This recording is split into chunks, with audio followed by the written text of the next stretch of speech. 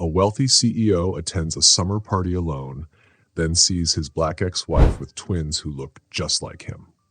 Hey there, fiction of the Peace family.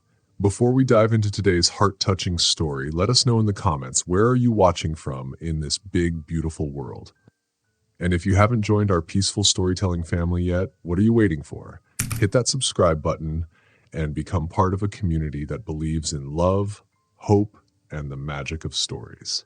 Now sit back, relax, and let's begin today's unforgettable journey. The air over the Montclair estate was hot and heavy. It smelled like perfume and money.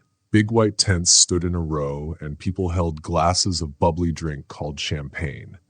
Pretty lights hung in the air, and soft jazz music played. Everyone looked fancy and smiled for pictures, but they didn't look happy. They looked like they were pretending. Rich people like art collectors and computer bosses talked to each other on the clean grass. They drank and talked about business. Cassian Wolf stood alone, just outside the group. No one paid much attention to him, even though the party was for him. He was 38 years old, quiet, and had a sharp face. He had started a big company called Britch in college, and now it was famous around the world.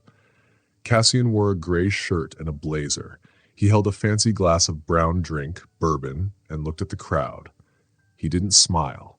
He didn't care about this party. He had everything: money, fame, success, but something was missing. Something big. He moved to stand near a tall green wall made of plants. It gave him a little shade. He could still hear the fake laughs behind him, but he didn't turn around. He felt hot and sweat rolled down his neck. He didn't feel like he belonged here. He had paid for the party, but it didn't feel like his. Then something happened. Cassian looked down at his glass. It was half empty. Suddenly he heard the sound of high heels clicking on the stone path. He looked up. Time stopped. A woman walked out from under some roses. She was beautiful and moved like water. She wore a navy blue dress, and her skin looked golden in the light. Her hair was curly and touched her face gently. Cassian stopped breathing. It was Amara, and beside her were two little girls, maybe 5 years old. They wore matching purple dresses and held onto their mom's dress. They looked around with big eyes. Cassian's heart jumped, because those girls looked just like him. They had his eyes, his mouth, his chin. He didn't move. Even when a waiter passed by, even when the plants behind him moved in the breeze, he just stood there, staring. That woman, Amara, was someone he never thought he would see again. And the girls? They weren't just any kids. They were his. Amara bent down to fix one girl's shoe and moved her hair gently, just like he remembered. The other girl turned and saw him. She tilted her head just like he used to do when he was curious. Cassian's chest hurt. He couldn't breathe right. He looked at Amara. She stood up and saw him too. Everything else disappeared. The music kept playing. People kept laughing. But Cassian and Amara were in a quiet world of their own. Her lips moved. "Can," she said softly. His heart broke. He took a step forward, forgetting the drink in his hand. Amara didn't move. The girls looked up at her and asked in soft voices, "Who is that man?" Cassian's voice shook. "They're mine, aren't they?" Amara didn't say anything for a moment. Then she looked down at the twins. "This is Cassian," she told him gently. "He's your father." That word hit Cassian hard. Father. He had done so much in his life, built a company, made money, been in the news, but he had missed the one thing that really mattered. He looked at the girls again. One of them held a little purse and peeked from behind her mom. The other looked at him closely, her fingers holding her sister's hand. How did he not know?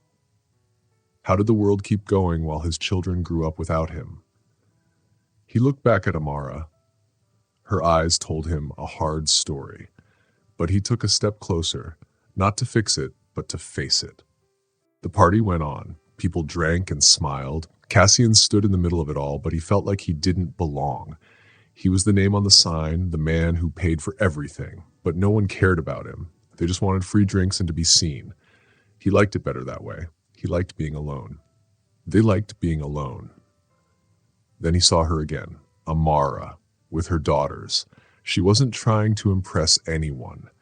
She walked with grace. One girl pointed at things, the music, the food, shiny earrings. The other stayed close to her mom, watching everyone. Cassian couldn't believe what he saw. The girls looked so much like him. Same eyes, same skin, same jaw. He froze. Amara bent down again to fix a shoe. The girls smiled at her. Then she looked up and saw him. She didn't look shocked. She didn't look angry. She just looked calm. But her hands stopped moving. He walked closer until he was only a few steps away. Amara, he said. She looked serious. Cassian. The girls looked up at him. He looked down at them. They're mine too, right? He asked. Amara didn't answer. She placed a gentle hand on each girl's head. This is Leora, she said, and this is Alara. He felt something shift inside, something big. Alara stepped forward. Mommy, who is he? Amara looked down and said, he's your father. Cassian's heart broke open. He looked at all three of them. Amara, Leora, Alara. Why didn't he know? Where had they been? He tried to speak, but no words came out. Amara brushed her dress. You didn't know, she said quietly. Not angry, just honest. He nodded slowly. I didn't even know you were pregnant. I tried, she said. I sent letters, I emailed, I called, but everything was blocked. Your assistant said she would handle things. I think she called me a distraction. He remembered. He had been so busy with work. He was trying to save his company. He had stopped replying to texts. Amara had come to him once, late at night, with a suitcase. I'm not leaving because I want to, she had said. I'm leaving because I'm tired of trying to fit into your life. He had barely looked at her. You're choosing this? He asked. She said, no, you chose first. He thought she would come back. She didn't. And he never went after her. Not because he didn't care, but because work always came first. Now, back at the party, Cassian walked away from the crowd. He needed air. He stood under a tree. He had missed everything. First steps, first words, birthdays. Amara had done it all alone, and yet she didn't seem angry. She looked strong, kind, just like he remembered. The guilt was heavy, but something else started to grow in his heart. A new feeling. He didn't want to run away again. He wanted to try. He looked back. Amara stood in the garden holding her daughters. They watched him quietly. I need to know them, he thought, and I need her to know I've changed. Later, Cassian found the greenhouse at the far end of the estate. It was quiet and glowing with soft light. Plants grew all around. Amara stood in the middle under a tall arch of flowers. Leora and Alara walked nearby, touching leaves and smelling herbs. Cassian stepped in. He hadn't been this close to Amara in years. She looked up. You came. He nodded. I needed to. They stood in silence. The air smelled like flowers and dirt. He looked at the twins. They're beautiful. They're curious, Amara said. Alara wants to dance. Leora draws everything. They're smart, just like you. He smiled a little. God help us, he joked. Amara didn't laugh, but she didn't look away either. Alara walked back, carrying a tiny watering can. She looked up at Cassian. Are you really our dad? She asked. Cassian knelt down. I am, he said softly, if you'll let me be. Leora peeked out from behind a big green plant. She stepped closer and asked, where were you? Cassian bent down to her level. His voice was shaky. I was far away, too far, but I'm here now. Alara looked at him, then at Amara. You look like us, she said. Cassian nodded. You look like the best part of me. That made Leora giggle a little. She reached for his hand, stopping for a second. When he opened his hand, she placed her tiny fingers in his. He didn't close his hand, he just stayed still. I missed everything, Cassian whispered. Amara turned away, blinking quickly. You missed a lot, she said, but they are not here to fill a hole. They are already whole. I know, he said. His voice cracked. I'm not here to fix anything. I just want to learn about what I lost. The twins stood quietly between them, listening. Amara pointed for the girls to go explore. They ran towards some green plants with tiny purple flowers. Cassian stood up straight. You did all this by yourself. Amara folded her arms. With help, not from you. He nodded. I understand. I didn't know. I sent a letter. I never got it. I sent another. Maybe it was blocked. I had people yelling. I mean, no excuse. No, Amara said. There isn't. They stood quiet. Then he stepped closer. I'm not the same man, he said. She looked at him. Her eyes were strong but a little softer. What are you now? Someone who saw what he gave up. Someone who wants to come back. To us? To anything you'll let me earn. Amara blinked. Her jaw tightened, but she didn't walk away. Don't make this a project, Cassian. I'm not a goal you can chase. I know, he said. I used to only chase goals. But you're not one. A breeze came through the greenhouse, making the leaves move. Cassian moved closer. Amara didn't step back. He touched her arm. Her skin was warm, familiar. I remember your laugh, he said softly. Her lips moved a little like she was trying not to smile. You used to make me laugh. I used to forget why I needed to. She looked into his eyes. Maybe you did change. Maybe. Their foreheads almost touched. I don't know what happens next, Cassian said. That's the first honest thing you've said in years. I want to keep being honest, even if it's messy. She stepped back just a little, not pushing him away, just making space. I have daughters to protect, she said. I know. I'm not asking to skip that. I just want to be let in. Her eyes looked at his hand on her arm. She didn't move it away. Cassian looked at the twins. They were giggling near some tomatoes. I missed their first words, their first steps, their scraped knees, their bedtime stories. Yes, she said. You did. Oh, I'll never get those moments back, but I want to be there for everything else. Amara sighed. Don't say that unless you mean to show up. I will. They don't need another promise. I'm not giving just a promise. I want to be in their lives, any way I can. You don't have to say yes now, just don't shut the door. She studied his face. Her eyes were hard to read. Alara likes pancakes shaped like stars. Leora won't sleep without a bedtime book. You still want in? I want to know all of it. She let out a long breath. Then prove it. The twins called out to her. Their laughter filled the greenhouse. She turned a little but didn't walk away. Cassian stepped beside her. Close. Closer. She didn't move. I'm sorry, he whispered, for all of it. She looked up at him. He wasn't rushing. He was just there, present. He leaned in. Slowly, their lips met in a soft kiss, not rushed, not planned. Her hand touched his chest. She felt his heartbeat. When she pulled back, her voice was quiet. Don't make me regret letting you close. I won't. She nodded and turned to her daughters, but Cassian stayed still, feeling her kiss on his lips. The first step was taken. The next morning, Cassian sat at his kitchen table in his tall building. He hadn't changed clothes from the night before. The city outside was gray and foggy, but he didn't care. He opened his laptop. It was very clean. No junk mail. No mess. Almost too perfect. He looked back 5 years, the time after Amara left. He typed her name. Nothing. He typed her old address. Still nothing. Then he tried different words. Pregnancy. Urgent. Hospital. Anything. Then he saw it. A message marked as important. From Amara. He clicked it. The system had stopped it before he ever saw it. He sat back, feeling like his chest was folding in. The email had been hidden by someone. Not a robot. A person. He looked further. There were 3 emails. One marked spam. One moved to a folder he never checked. A joke folder someone made when he was super busy.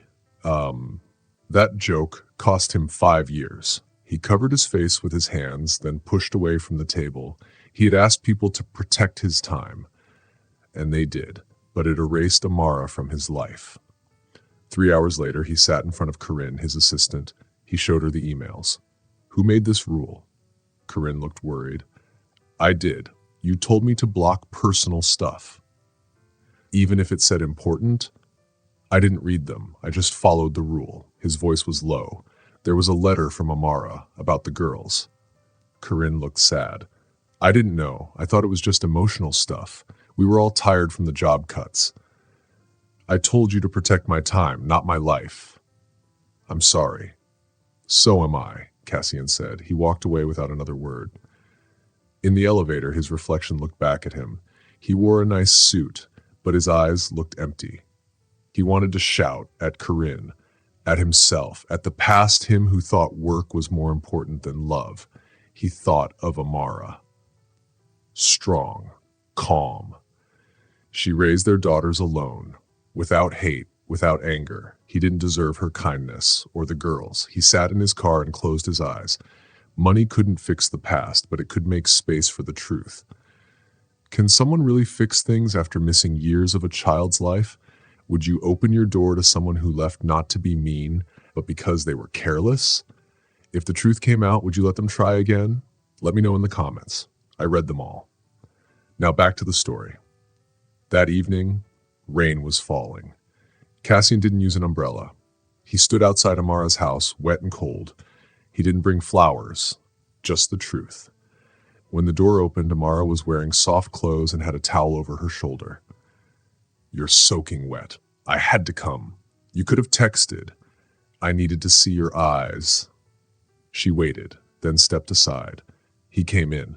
The house smelled like vanilla and clean clothes. Children's books were on a shelf, little shoes by the door, drawings on the fridge. "I found the emails," Cassian said. "You wrote me. I never saw them." She folded her arms. 5 years later.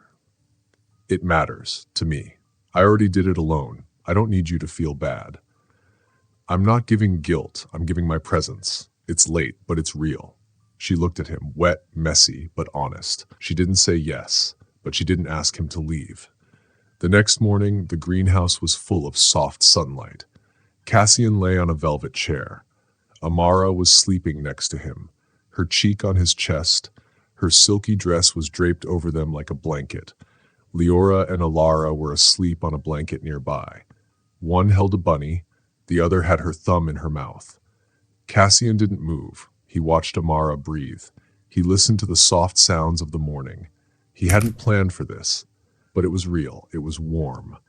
Later, in the kitchen, Cassian rolled up his sleeves. He was trying to make pancakes. "Stars?" he asked. "Stars," Alara said proudly. Amara leaned in the doorway, smiling. "You're really trying. I built a whole website once. How hard can pancakes be?" Leora whispered. "It looks like a jellyfish." "I heard that," he laughed. "This is fancy breakfast art." They laughed. Amara came over and flipped a pancake perfectly. "You're hired," Cassian said. "I'm the boss." She smiled. They all sat at the little table. Sunlight made the syrup jar sparkle. Pancakes were eaten. Bananas were traded. Orange juice spilled twice. It was silly. It was loud. It was perfect. Later in the backyard, Leora pulled Cassian to a table with paper and markers. "Draw with me." He sat down. "I haven't drawn since I was your size." She gave him a blue marker. "You can draw the sky." He smiled. "Fair enough." They drew together. Leora's picture showed a house, 2 girls, a tall man holding their hands. Above it, she wrote in big letters, "Us." Cassian stared at it for a long time. Then he folded it and put it in his pocket when she wasn't looking. Alara ran by with a soccer ball. "Game time!" He looked at Amara. She pointed to the grass. "She's fast!" "I'm faster!" He ran after Alara, laughing. Leora cheered. Alara squealed when he picked her up and spun her in the air. "You cheated!" she laughed. Amara laughed so hard she had tears in her eyes. Cassian smiled big and said, "I made something new." Amara brought lemonade outside and put glasses on the table. She sat down and watched Cassian play with the girls. Leora and Alara were laughing and running. Cassian bent down to hear a joke from Leora. He waited patiently while Alara tied her shoe. He wiped syrup off Leora's cheek without saying anything. He never checked his phone. Later, they pulled weeds from the garden. Cassian held up a dandelion and asked, "Is this a weed or a flower?" Amara smiled and said, "Both." By the afternoon, Cassian's shirt had mud on it and his pants had grass stains. He didn't mind. Amara handed him a towel. "Your fancy business friends would be shocked," she said. "They've never seen this side of me," he replied. She blinked. "Do you like it?" He looked at the girls, then at her. "I'm watching," she answered. After lunch, while the twins took a nap, Amara and Cassian sat on the back steps. They each had a cup of tea. "You don't have to act like you're impressed. Cassian said. I'm not pretending, she said. I really am. He looked thoughtful. I've built big things like companies, but this, he pointed to the house, this is the first thing I want to keep building just to be here. She stayed quiet for a while, then said, You were selfish. I was, he nodded. You missed everything, she said. But today, you weren't pretending. No, he agreed. She took a sip of tea. Then don't ruin it. I won't. Their hands touched. She didn't pull away. Later that day, the twins woke up. They were hungry. Amara looked through a drawer full of takeout menus. Cassian peeked in. Let me cook. You cook now? She asked. I follow instructions well, he grinned. Let me guess, you'll order a meal kit and pretend you made it. Maybe, he laughed, but really, I want to stay and help. She looked at him closely, not with doubt, but with care. Stay for dinner, she finally said. I'd like that, he smiled. That evening, Cassian cooked pasta. The girls danced in the hallway, barefoot and laughing.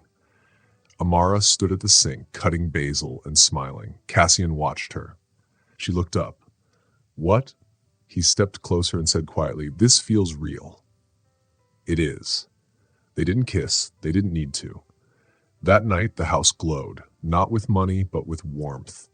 The pool house sat away from the big house. It was calm and quiet, with soft lights. Amara sat by the window in a soft robe. Her curls were loose. Her legs were tucked under her. Cassian came in. He wore a soft shirt, no suit, no tie, just him. She looked up. This isn't a business dinner. He poured her wine. I didn't come to talk business. Good, she said. I'm not looking for deals. He sat beside her, not too close. You're not wearing armor tonight. Neither are you, she replied. They sat quietly. The silence felt calm. I keep thinking about the night you left, he said. She listened. You gave me a choice. I picked wrong. I didn't want to go. I wanted you to say we mattered more, she said. You did. I just didn't know how to say it. We weren't asking you to give up work, just to see us, she said. I see you now, he said softly, and I know it's late, but I'm here. You can't erase the past, she said. I'm not trying to, he said. I want to start new. No secrets. She looked at him with soft eyes. I wanted you to choose us. I'm choosing now. He didn't move toward her. He waited. She put down her glass, stood up, walked to the window. Why now? Because when I saw you and the girls, I knew work didn't fill me. It made me empty. I'm not a prize, she said. You're not. You're the part I lost. He stood close, hands at his side. Do you still want me? I want you, not the old memories. You, she said. Then she kissed him, strong and sure. They kissed again. It wasn't fast. It was full of feelings. She pulled him down to the soft cushions. They sat together, knees touching. Cassian touched her cheek gently. They kissed again, slowly.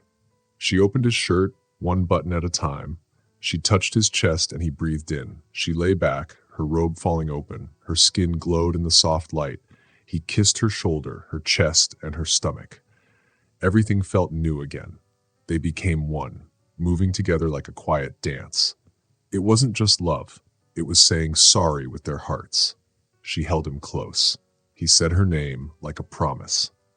They lay together, quiet and close. Outside, the wind moved the trees. Are you okay? He asked.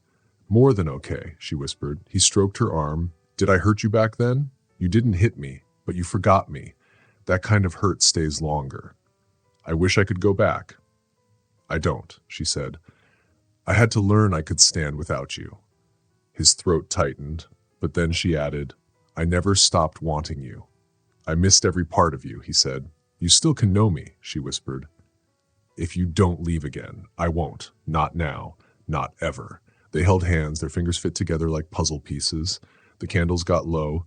The lights outside sparkled. A siren sounded far away. Amara sat up to get dressed. Stay, Cassian said. I should check the girls. They're okay. Just stay a minute. She lay back down. He stroked her hair. No one has touched me like that in years, she said. I wasn't just touching your body, he said. I know. Do you trust me? She breathed out. I'm starting to. Her hand found his. I trust you, she said again. He kissed her forehead. They weren't all better yet. but they weren't strangers anymore. In the next weeks, things started to change. Cassian didn't make a big deal. He just showed up. On Tuesday, he came to ballet class. He wore jeans and a soft sweater. He didn't check his phone. He watched every spin, every little fall. Alara waved. Leora smiled. On Thursday, he came to the doctor's office, where he wore clean shoes and brought a coloring book. Blood pressure? The nurse asked. Mine or theirs? He joked. He held both girls' hands. He didn't flinch when they got shots. On Saturday, they went to a summer fair. Cassian stood in line for cotton candy, wiped faces, and rode the carousel with Leora. He gave Alara a stuffed giraffe. Every queen needs a royal pet, he said. She hugged it tight.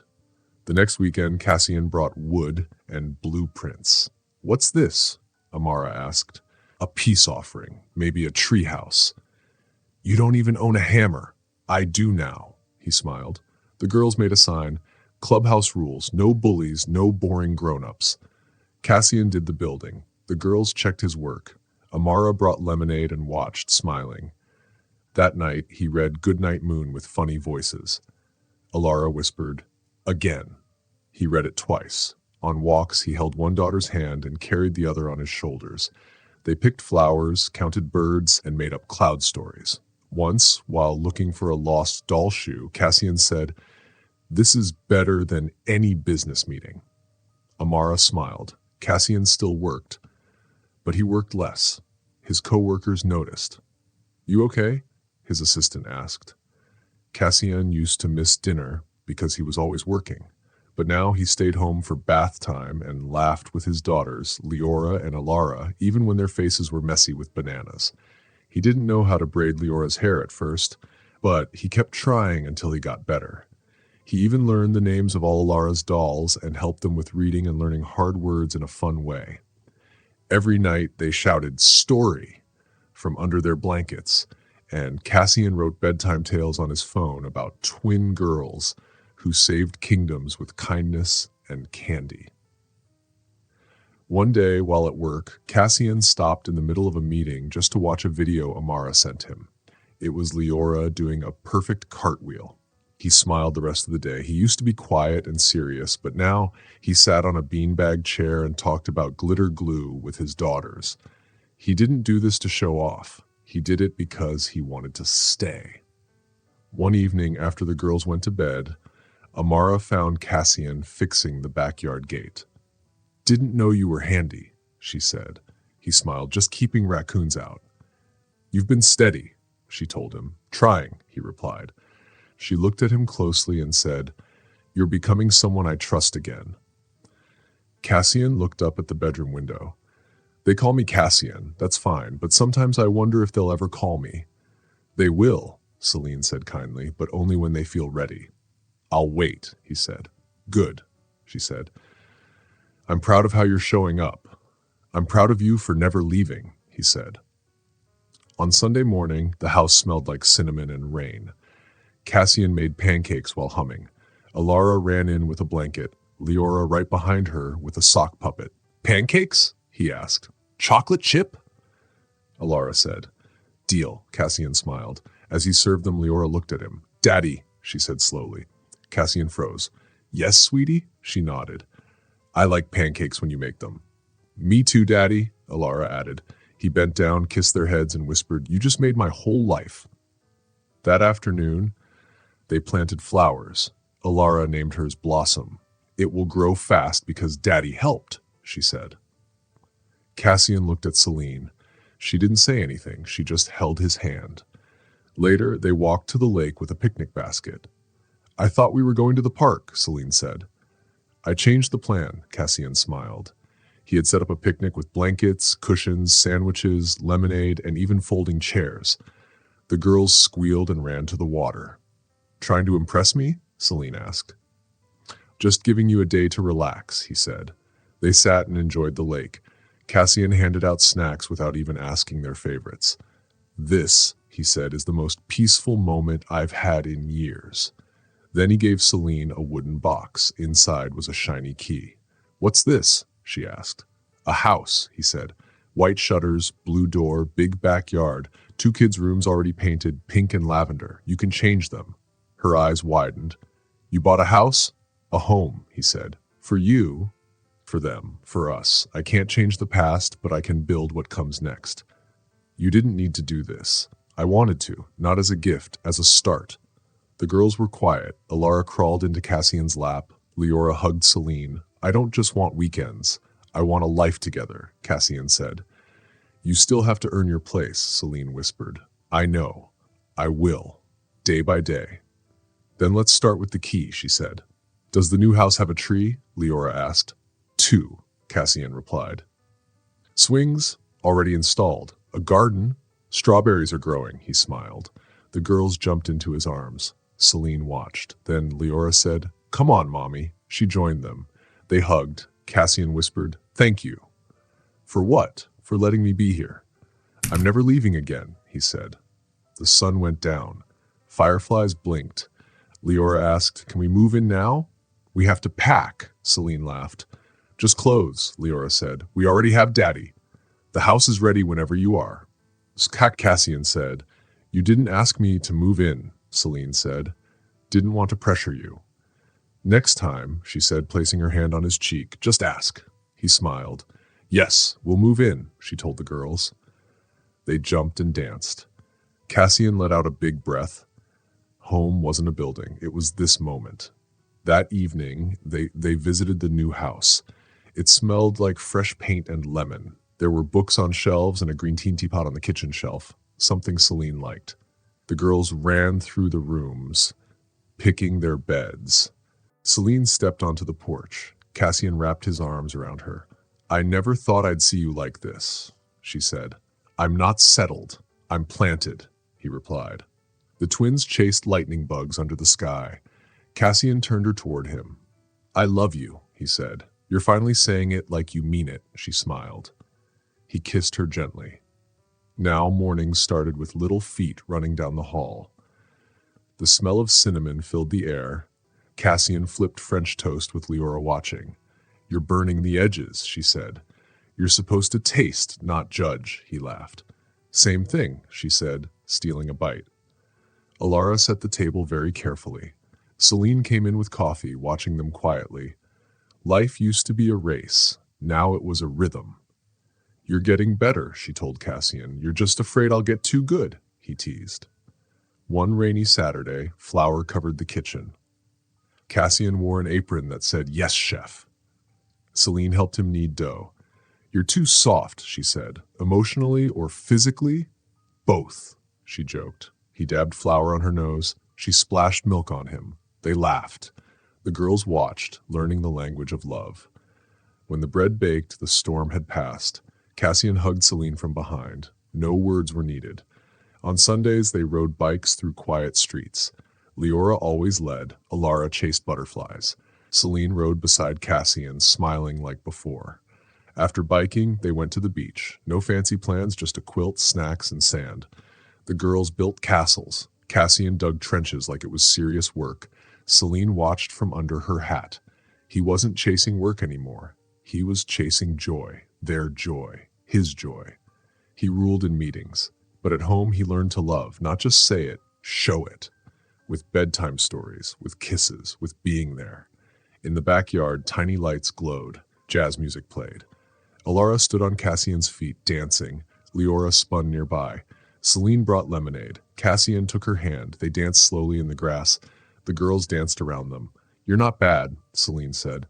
I'm better with the right partner, he smiled. He kissed her forehead. Stay, he whispered. I'm here, she said. The night was quiet and sweet. Cassian held her hand. You saved me, he said. No, Celine said. You chose us. That saved me. He kissed her gently. Daddy! Leora's hogging the lemonade, Alara shouted. Cassian laughed and ran to them, scooping both girls up. Celine watched. She had raised them strong. But now they could grow with him too. Their future wasn't perfect, but it was real. It was theirs, under the lights, with laughter. Cassian Wolf finally found what power never gave him, peace. He didn't just come back, he stayed. He didn't hide from his past, he showed up, he listened, and he stayed. Not every story gets a second chance, but when it does, the real question is, will you hold it gently this time? Cassian couldn't erase his mistakes, but he could build something better.